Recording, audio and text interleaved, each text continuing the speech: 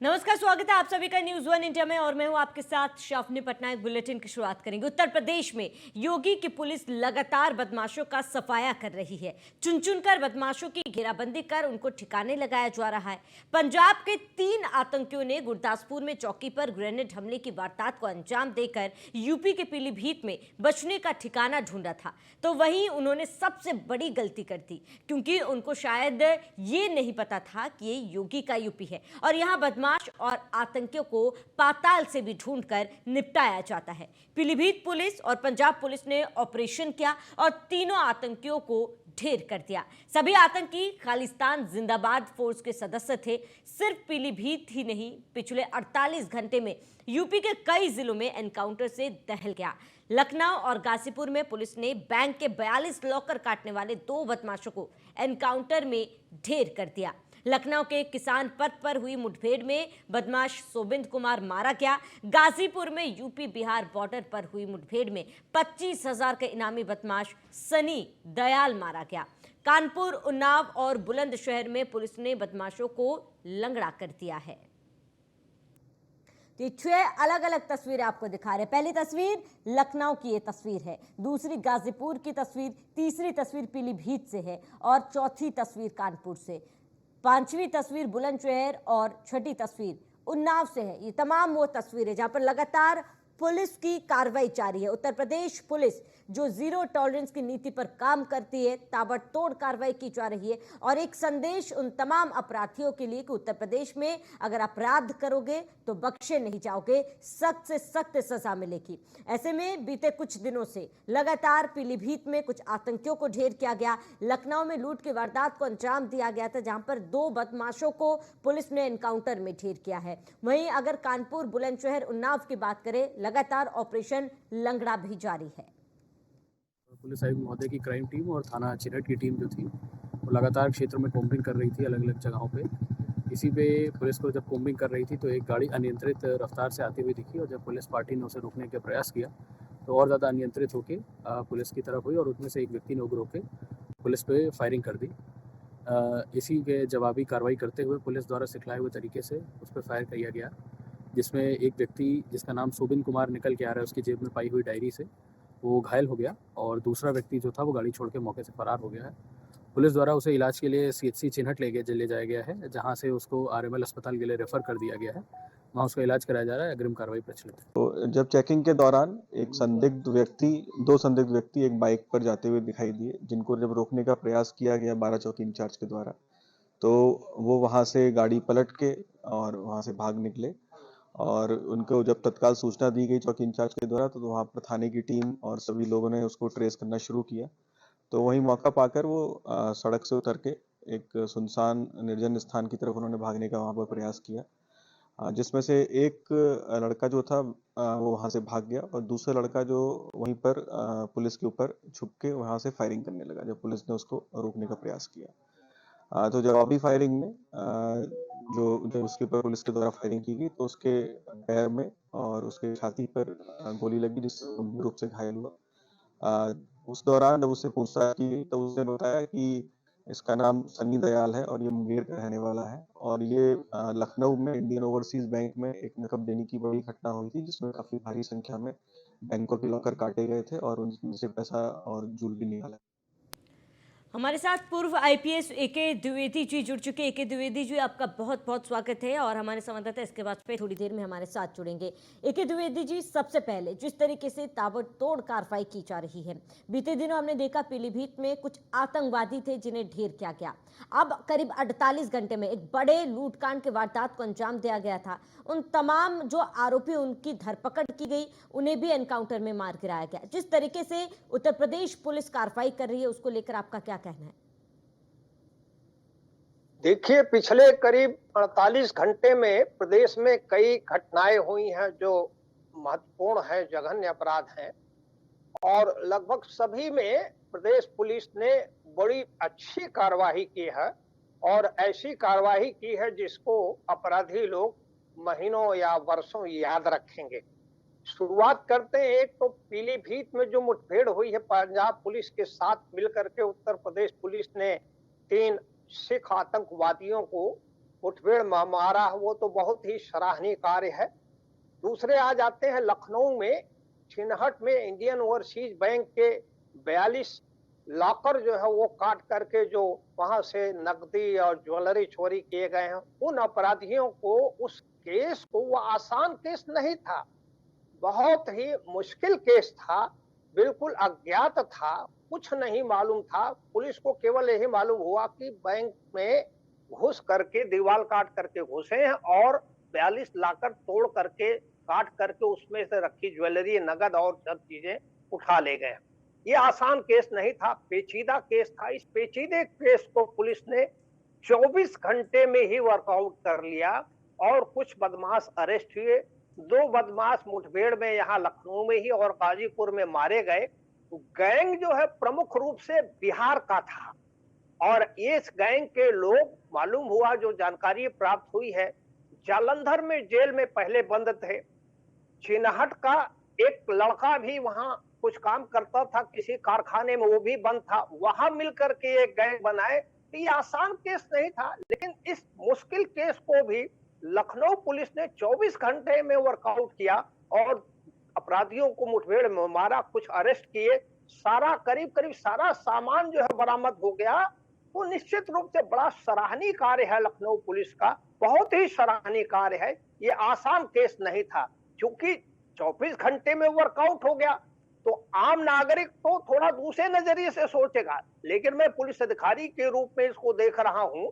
ये आसान केस नहीं था, लेकिन बहुत ही सराहनीय कार्य किया है लखनऊ पुलिस ने। इन शातिर अपराधियों को गिरफ्तार किया, सारा सामान करीब बरामद हो गया है, ज्वेलरी और नगद जो भी था, और कुछ अभी अपराधी शायद गिरफ्तार होने रह गए, उनके पीछे भी पुलिस लगी रही होगी और उम्मीद है उनको भी बहुत जल्दी गिरफ्तार कर लेगी। एक बात जरूर कहेंगे, प्रदेश पुलिस सदैव सक्षम रही है। इस पुलिस में, हमारे प्रदेश की पुलिस बहुत बड़ी पुलिस फोर्स है, लगभग आज के समय मेरा ख्याल से लगभग 2 लाख पुलिसकर्मी होंगे। ये 2 लाख पुलिसकर्मी में बड़े अच्छे लोग भी हैं, हर रैंक पर, सिपाही रैंक पर, head constable, sub inspector rank पर भी हैं, इंस्पेक्टर रैंक पर भी, अफसरों में भी हैं, थोड़े मध्यम लोग भी हैं। लेकिन ये पुलिस काम करती है प्रदेश के माननीय मुख्यमंत्री जी के इच्छा, उनके दिशा निर्देश के हिसाब से। वो पुलिस के लोग समझते हैं कि माननीय मुख्यमंत्री जी चाहते क्या हैं, मैं फिर कहूंगा वास्तव में क्या चाहते हैं। उनके कथनी और करनी में वास्तव में कोई अंतर तो नहीं, ये समझते हैं लोग। तो अगर मुख्यमंत्री जी ये बोलते हैं कि सख्ती करो, अपराधियों के खिलाफ किसी को बख्शो नहीं, तो पुलिस के लोग इस बात को समझ जाते हैं कि नहीं, माननीय मुख्यमंत्री जी वास्तव में यही चाहते हैं, और फिर वो पूरी तत्परता से जुट जाते हैं। जो अपराध होते हैं उनको वर्कआउट करते हैं, अपराधियों के खिलाफ सख्ती करते हैं। और माननीय मुख्यमंत्री जी अपने स्तर पर, जो कि प्रदेश के मुख्यमंत्री हैं, पुलिस विभाग के लिए जो भी आवश्यकताएं होती है, चाहे वो संसाधन हो या जो कुछ भी, वो पूरा तुरंत उपलब्ध हो जाता है शासन की तरफ से, तभी ये अच्छे काम हो पाते हैं। माननीय मुख्यमंत्री जी को ही श्रेय दिया जाएगा। मैं आज इस अवसर पर कहना चाहूंगा, पिछले कुछ वर्षों में प्रदेश में 7 जगहों पर पुलिस कमिश्नर प्रणाली लागू किया है और इस प्रणाली के कारण बड़े अच्छे कार्य हो रहे हैं, चाहे नोएडा हो, गाजियाबाद हो या लखनऊ हो या और भी जो हमारे शहरों में पुलिस कमिश्नर प्रणाली लागू हुआ है, इसके अच्छे परिणाम मिल रहे हैं और इसका श्रेय माननीय मुख्यमंत्री जी को दिया जाना चाहिए। मेरा ये अपना निजी मत है। ठीक है, द्विवेदी जी, मैं लौटूंगा आपके पास। हमारे साथ हमारे संवाददाता इसके बाद वही लखनऊ से जुड़े हुए हैं, आशिफ अंसारी हमारे साथ गाजीपुर से जुड़े। आशिफ, सबसे पहले आपका रुख करूंगी, गाजीपुर में पुलिस और बदमाशों के बीच जो मुठभेड़ हुई है, उस मुठभेड़ को लेकर क्या जानकारी, किस तरीके से इस एनकाउंटर को अंजाम दिया गया था? आशिफ। बिल्कुल, कहीं ना कहीं लखनऊ वारदात हुआ था, ओसीसी बैंक जो लगातार उसमें तोड़कर चोर बदमाश घुसे थे, लगातार उस पे मतलब कार्रवाई किया जा रहा था, जगह जगह पे उनके आपराधिक मुकदमे भी दर्ज किया गया था। कल देर रात बिहार बॉर्डर क्रॉस कर रहे थे, जो गहमर थाना क्षेत्र 12 चौर लगता है, वहां पे अभियान चेकिंग चलाया जा रहा था। कुछ संदिग्ध नजर आए जो कि बदमाश कुछ मौके से फरार होने की कोशिश करे, तो पुलिस बदमाश जवाबी फायरिंग करते हुए वहां पे एक पैर में गोली लगी, जो बदमाश मौके पे घायल हो गया और एक बदमाश जो है मौके से फरार हो गया। देखा जाए तो बदमाश जो है एक दवाई फायरिंग फिर किया, उसके बाद जो सीने में गोली लगी उसको सीएस प्रभारी ले जाएगा, जो उनको डॉक्टर मृत घोषित कर दिया। देखा जाए तो लगातार पुलिस अधीक्षक द्वारा नीरज राजा लगातार ये कार्रवाई की जा रही है। गाजीपुर में लगातार चेकिंग किया जा रहा है। देखिए, अपराध और अपराधियों के खिलाफ लगातार कार्रवाई की जा रही है। गाजीपुर में देखा जाए तो तमाम ऐसे इनकाउंटर हो चुके हैं जो पुलिस अधीक्षक द्वारा ऐसे तमाम जो है बदमाश हो या कोई भी मुठभेड़ हो या जैसा भी हो, तमाम ऐसा कार्रवाई किया जा रहा है डॉक्टर इरज राजा द्वारा। ऐसा में देखा जाए तो कल देर रात 4:30-5 बजे की घटना ये जो कि 12 बॉर्डर क्रॉस कर रहे थे, जो गमर बड़ा चौवर चौकी लगता है, वहां पे घटना ये अंजाम दिया गया था। ठीक है आशिफ, मैं लौटूंगा आपके पास। एसके वाजपेयी, जिस जीरो टॉलरेंस नीति की सरकार बात करती है और जो संदेश मुख्यमंत्री योगी आदित्यनाथ ने दिया था कि अब अगर आप अपराध उत्तर प्रदेश में करोगे तो जो आरोपी है आपको बख्शा नहीं जाएगा, सख्त से सख्त सजा दी जाएगी, और उसी नीति पर उत्तर प्रदेश पुलिस आगे बढ़ रही है, ये कहना गलत नहीं होगा? बिल्कुल निश्चित तौर पर यूपी पुलिस ने स्पष्ट तौर पर एक मैसेज दे दिया है। सबसे बड़ी बात यह है कि जो इनकाउंटर पिछले 24 घंटों में हुए हैं, इनकी संख्या 5 है, जिसमें 3 इनकाउंटर पीलीभीत में है और 2 इनकाउंटर एक लखनऊ और एक गाजीपुर में है। तो यानी 24 घंटे में 5 इनकाउंटर यूपी पुलिस ने किए हैं।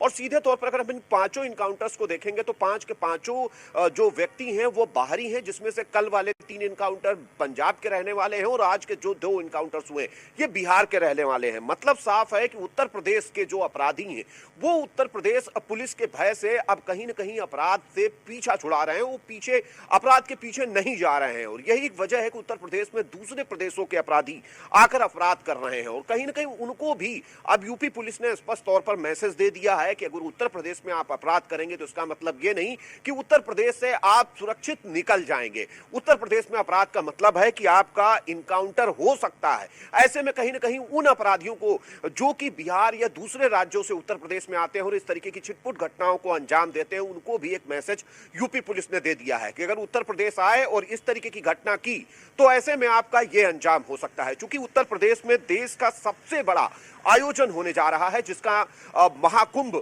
और महाकुंभ में कहीं न कहीं सरकार कोशिश कर रही है कि सुरक्षा व्यवस्था चाक चौबंद रहे, कहीं कोई दिक्कत ना हो, कहीं इस तरीके का कोई अपराध ना हो। जो अपराधी हैं उनके प्रति लगातार एक्शन जो चल रहा है वो चलता रहे। मुख्यमंत्री ने कल भी मीटिंग के दौरान स्पष्ट किया था कि अपराधियों पर एक्शन तेज करें, गुंडे माफियाओं पर तत्काल कार्रवाई करें, क्योंकि महाकुंभ जैसे बड़े आयोजन में कहीं कोई कोर कसर ना छोड़ी जाए। तो सीधे तौर पर यूपी पुलिस ने एक मैसेज प्रदेश के साथ ही दूसरे प्रदेशों के उन अपराधियों को भी दे दिया है कि उत्तर प्रदेश में आकर अपराध अगर किया तो जिंदा बचकर जा पाना काफी मुश्किल है, क्योंकि यूपी पुलिस सीधे तौर पर आपको ढेर कर देगी। और यही एक मैसेज कहीं न कहीं इस एनकाउंटर से स्पष्ट तौर पर जा रहा है कि अगर अपराध किया तो आपकी क्या कुछ सजा हो सकती है और क्या कुछ उसका हश्र हो सकता है। ये एक मैसेज जरूर कहीं न कहीं यूपी पुलिस ने अपराधियों को दे दिया है।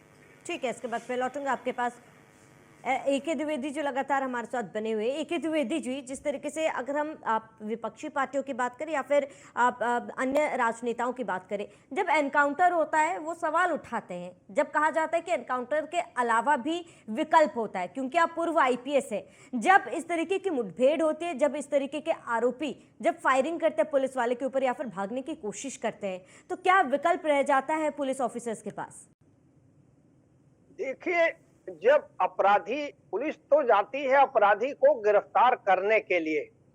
अगर अपराधी को पुलिस देख लेती है और अपराधी के पास जाती है, अपराधी भाग नहीं रहा, अपराधी खड़े होकर के अगर उसके पास कोई शस्त्र है, शस्त्र फेंक देता है, हाथ उठाकर सरेंडर कर देता है, तो पुलिस के द्वारा गोली नहीं चलाई जानी चाहिए और गोली नहीं चलाते हैं, ठीक बात है। लेकिन ऐसे अपराधी मिलते नहीं हैं। 95% अपराधी फायर करके, चाहे पुलिस को डराने के लिए या पुलिस पर की तरफ फायर करके भागने का प्रयास करते हैं। वो कोशिश करते हैं पुलिस वाले डर जाएं, उनके नजदीक ना आवे, वो फायर करके भागने की कोशिश करते हैं, गिरफ्तार नहीं होना चाहते। तो अगर अपराधी फायर कर रहा है तो पुलिस के लोग भी आत्मरक्षा में फायर करते हैं और कोशिश करते हैं कि अपराधी को फायर करके घायल कर लिया जाए और घायल करके उसको गिरफ्तार कर लिया जाए। मुख्य मकसद गिरफ्तारी का होता है। लेकिन कभी कभी होता है कि अपराधी को शरीर में ऐसी जगह गोली लग जाती है जिससे वो घायल होता है और कुछ समय बाद उसका देहांत हो जाता है। तो पुलिस की तो ये ड्यूटी है और आत्मरक्षा के लिए फायर करने का अधिकार पुलिस को कानून देता है।